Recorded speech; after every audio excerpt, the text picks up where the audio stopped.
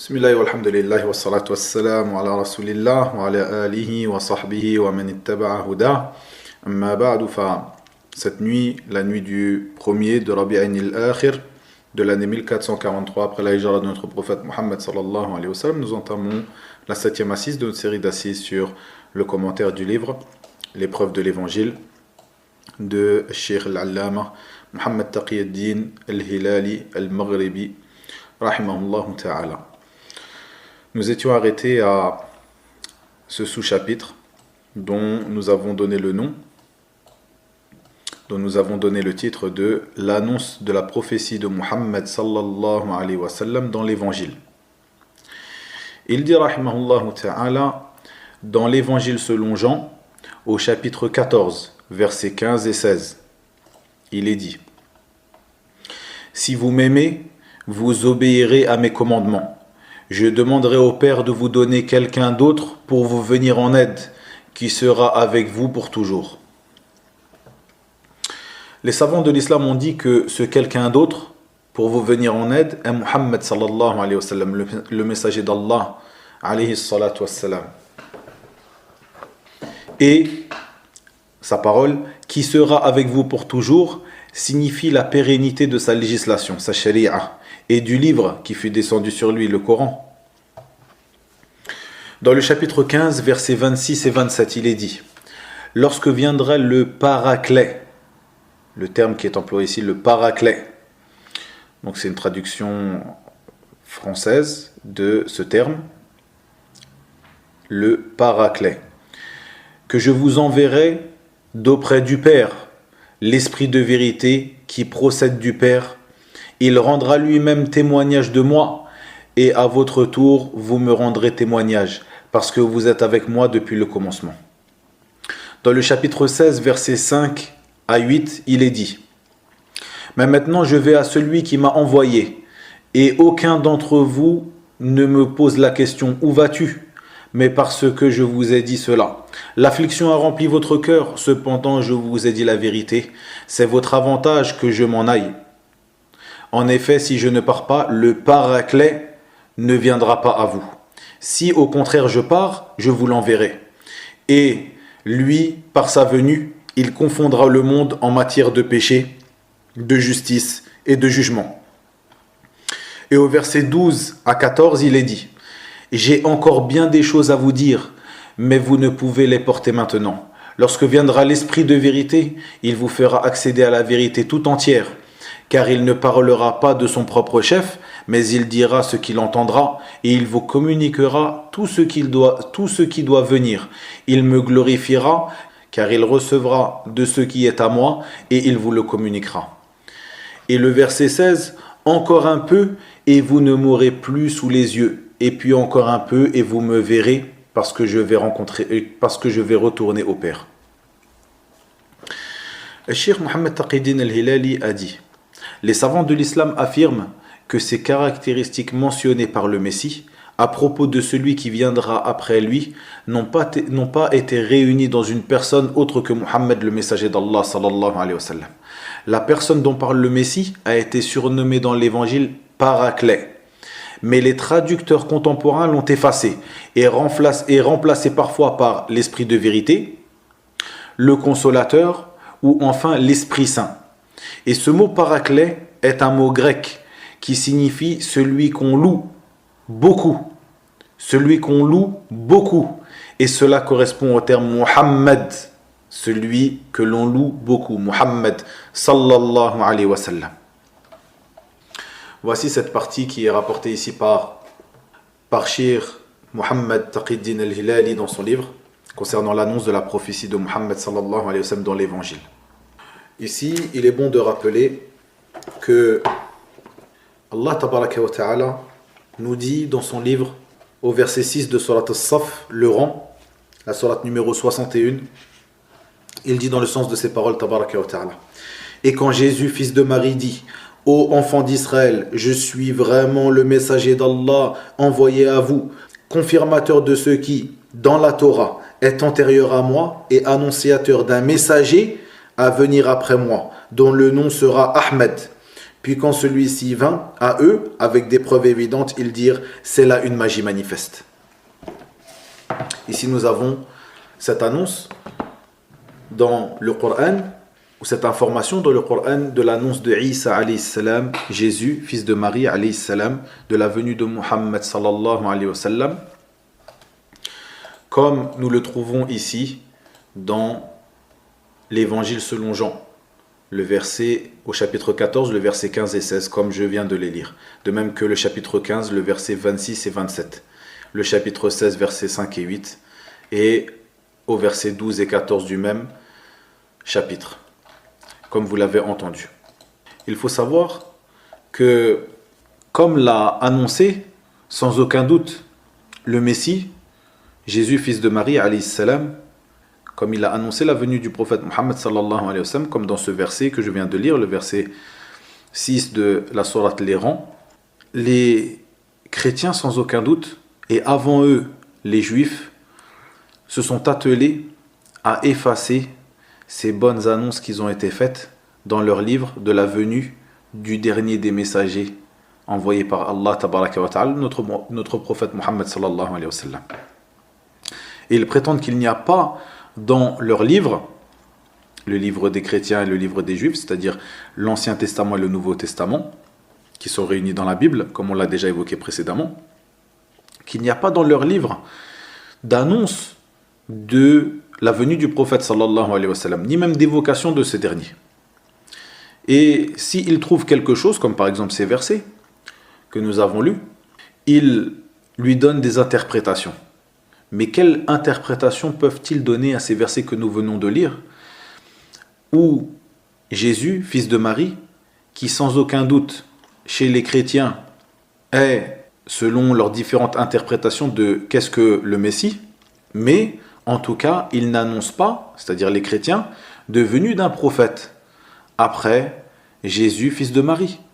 Pourtant, ici dans ces versets que nous avons lus de l'Évangile, il y a clairement une annonce de ce dernier, de quelqu'un qui viendra confirmer ce qui est entre ses mains. Comme l'a dit Allah tabaraka wa ta'ala dans ce verset que j'ai lu. Dans ce verset de Surat As-Saff. Et les chrétiens n'ont pas d'interprétation concernant ce paraclet. Et comme je l'ai dit, comme l'a dit le Cheikh Mohammed Taqiyuddin al-Hilali ici, ces caractéristiques ne se retrouvent pas chez autre que notre prophète Muhammad sallallahu alayhi wa sallam. Ici, il faut savoir que le Cheikh Rahmatullah al-Hindi, dans son livre Idhar al-Haq, la manifestation de la vérité, comme on pourrait le traduire, j'ai déjà évoqué ce livre dans l'introduction de notre série, a évoqué 18 passages dans la Bible annonçant la venue du prophète Muhammad sallallahu alayhi wa sallam. Parmi ces 18 passages, 11 d'entre eux dans l'Ancien Testament et 7 dans le Nouveau. Ici, j'en ai évoqué quelques-uns, donc en lisant les paroles qu'a évoquées, en lisant donc ces paroles de Cheikh Mohammed Taqiyuddin al-Hilali, c'est-à-dire que Cheikh Mohammed a évoqué quelques-uns de ces passages dans le Nouveau Testament, donc en l'occurrence ici dans l'Évangile selon Jean, à plusieurs endroits. J'évoquerai juste ici 2 passages où nous trouvons l'annonce de la venue du prophète Muhammad sallallahu alayhi wa sallam dans l'Ancien Testament. L'Ancien Testament qui est communément appelé la Torah par les Juifs. Nous voyons le premier de ces passages dans le livre qu'on appelle Deutéronome, dans le Deutéronome, pour ceux qui veulent revenir à cela. Et encore une fois, la traduction que j'utiliserai ici est la traduction TOB, donc la traduction œcuménique de la Bible. Le Deutéronome, au chapitre 18, verset 17, il est dit: Voici la bénédiction que Moïse, l'homme de Dieu, prononça sur les fils d'Israël avant de mourir. Il dit: Le Seigneur est venu du Sinaï. Pour eux, il s'est levé à l'horizon du côté de Séhir. Il a resplendi depuis le mont de Paran, ou de Paran. Il est arrivé à Mériba de Kadesh, de son midi vers les pentes pour eux. Ça, c'est une partie donc du Deutéronome, le verset 17 du chapitre 18. Analysons ces termes. Ici, nous voyons l'annonce de la venue du prophète sallallahu alayhi wa sallam.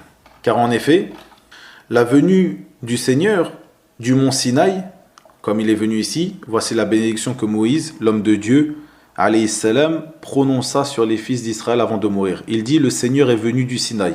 Qu'est-ce que cette annonce, le Seigneur est venu du Sinaï? Le Seigneur est venu du Sinaï, ceci annonce, ou le sens de cela, est le don d'Allah tabaraka wa ta'ala à Moussa de At-Tawrah, la Torah.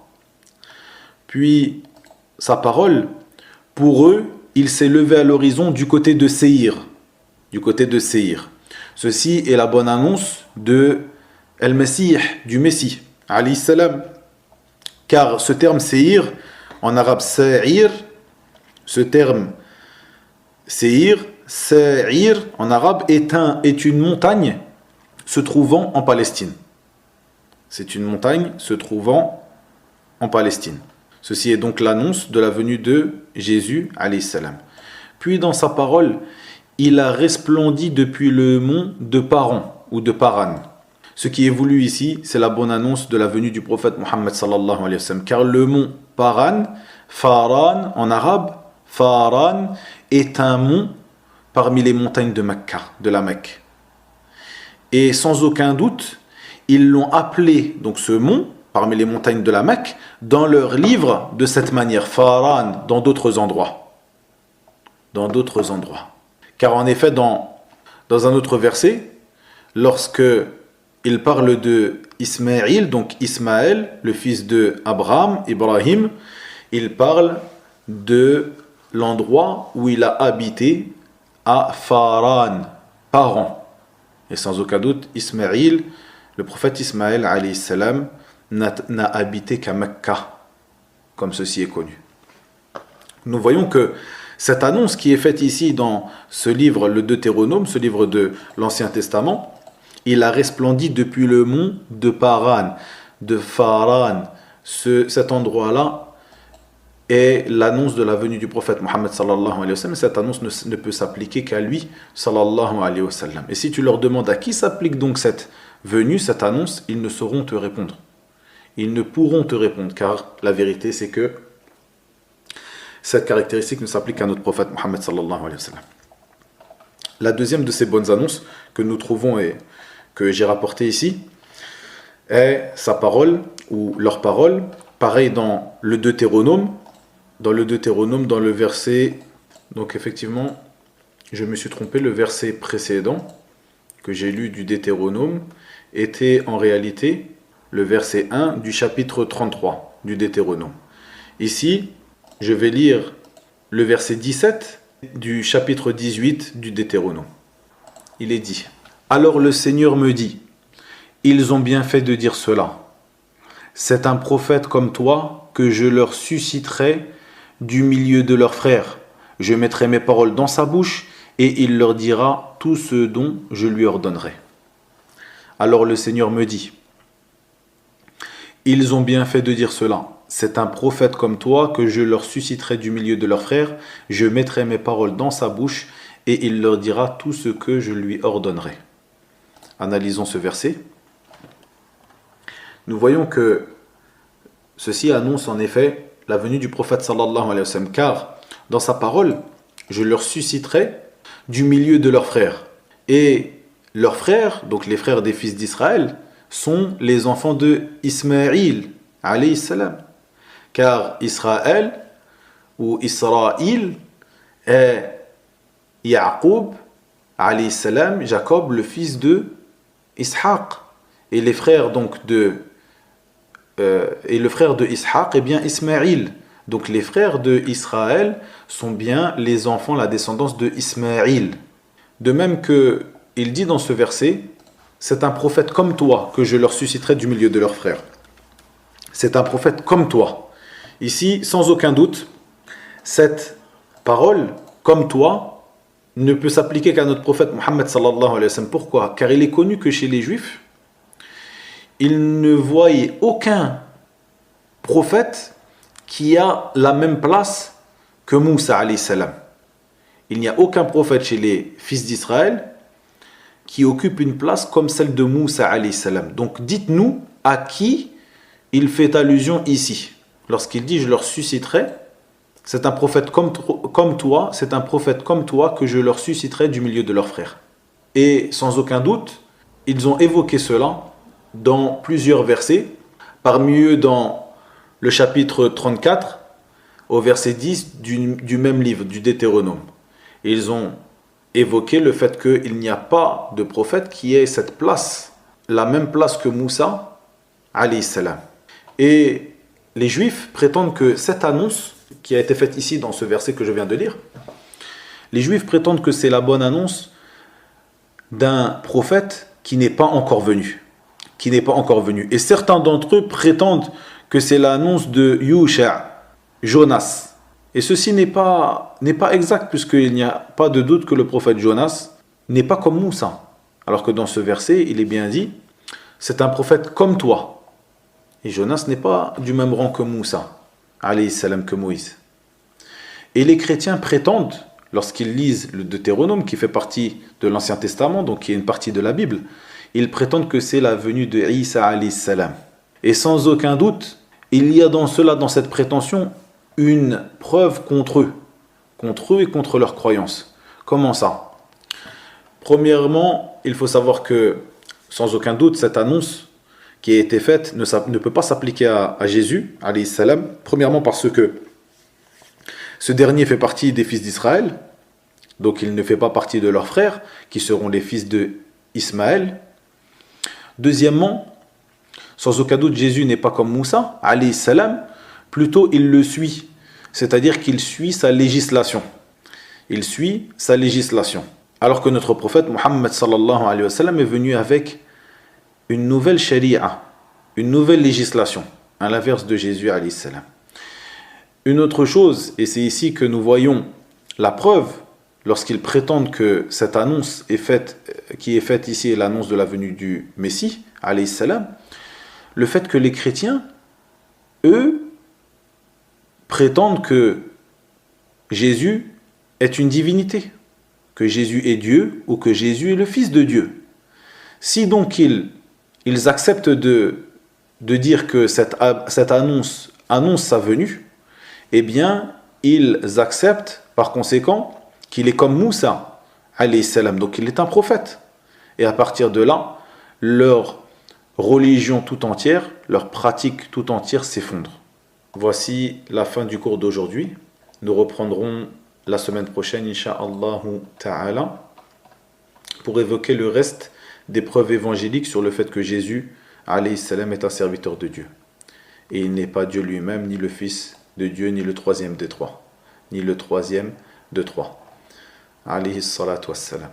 Wa ila huna wa billahi tawfiq. Wa sallallahu wa sallam wa barak ala nabiyyina Muhammad. Walhamdulillahi rabbil alamin.